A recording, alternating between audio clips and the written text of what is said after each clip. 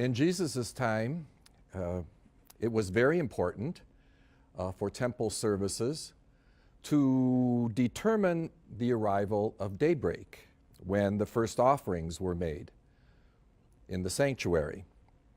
And there's a story that a rabbi had once asked his students what criterion might be used to determine that the night had ended. And one student said the night had ended when there was enough light to tell a goat from a sheep. Another said when you could distinguish an apple tree from a fig tree. The rabbi then corrected them both. And he said, a new day has arrived when you can look at a human face and see a brother or a sister. If you are unable to see a brother or a sister in every human face, you are still in the darkness of night.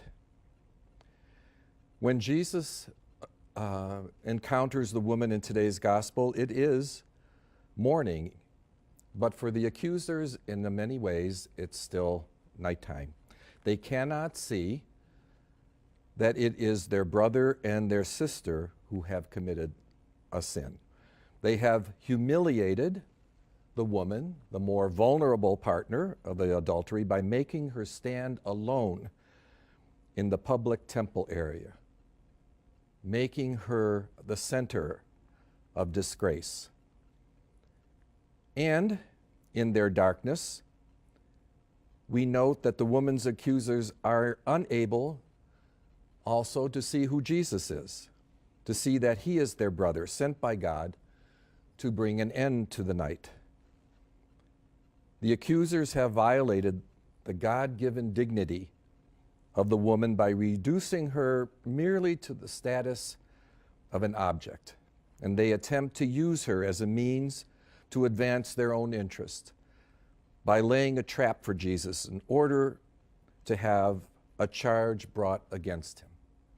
They want him out of the way. And regrettably, we can easily, I think, identify with the accusers. We too take the name of God in vain when we engage in activity that is destructive, personal attacks upon our own brothers and sisters. And the woman caught in adultery, I think we can identify with her as well. She is in need of forgiveness.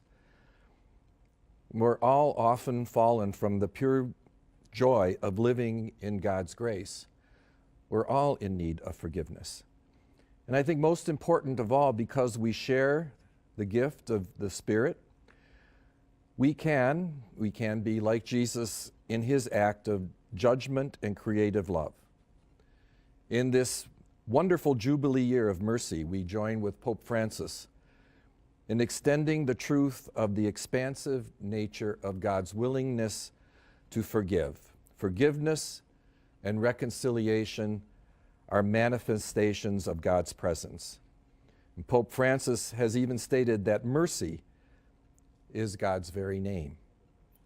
Jesus, God in flesh and blood, tells the woman the good news that she is free to walk away from the mess that she has been in and begin a new life with God, a new life in God's mercy.